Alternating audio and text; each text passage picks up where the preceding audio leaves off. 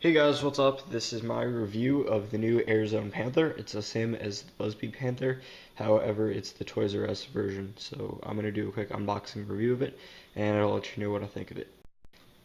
Trying to edit these videos a bit more just so that it's shorter and easier to watch.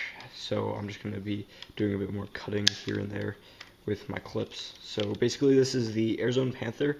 It's the same as the Busby Panther, however, it's the Toys R Us version, which they have for all of the Busby blasters so far.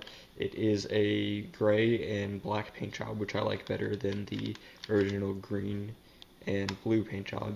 It comes with 6 darts, similar to the other Panther. However, these are the ones with the black tips, which I think is odd for Airzone because I thought they switched to the gray darts. However, I don't really follow them that closely, so I don't really know. The only major difference between this Panther and the original Busby Panther is the fact that they replaced the pump shaft with what looks like a plastic version of like an I-beam or something. So that makes it not be able to be twisted when you're pumping, so you can only do it straight, similar to that of like a AirTech 2000. So I think that that's pretty cool. Makes it pretty comfortable. So that's pretty nice. Sounds like it has a big air restrictor in it, which I believe it does, due to some other videos I've seen. Like if you pump it up a couple times, that should all be one burst instead of it dragging out like that. So there's a decently sized air restrictor in there. Something that a lot of people haven't mentioned with this blaster that I thought I would is that this orange piece is off on a little angle aiming upwards. So I think that that might help the ranges of it. However, it is still pretty powerful. If you're going to be integrating it though, I would recommend changing this, because if you're going to put it in upside down as an integration, it would be counterproductive because it would be angled down instead of being angled up, so decrease range instead of increasing it. Overall, I really like the Panther. It's basically a big back pressure tank, which is in here. The pump is kind of small, and the handle is kind of small, which are my two only complaints about it.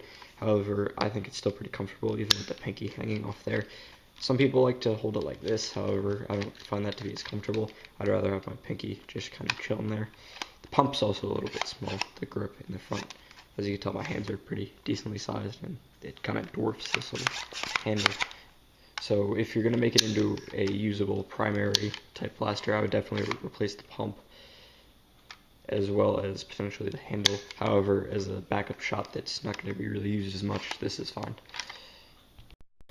Overall, I really enjoy the Panther just because it's only $5 and it has a lot of modding potential. I'm working on one now that I'm modifying, so that video will be up soon. So I'm doing a couple modification videos up in the near future, which is good because I've only been able to do reviews recently due to time restraints. So I'm going to cut to my firing demo right now. It takes about 10 to 12 pumps to activate the overpressure release valve, so I'm just going to take a couple shots.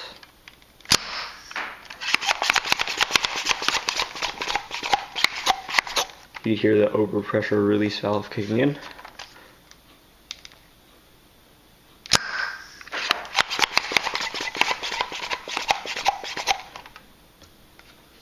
Then I'll take one more shot.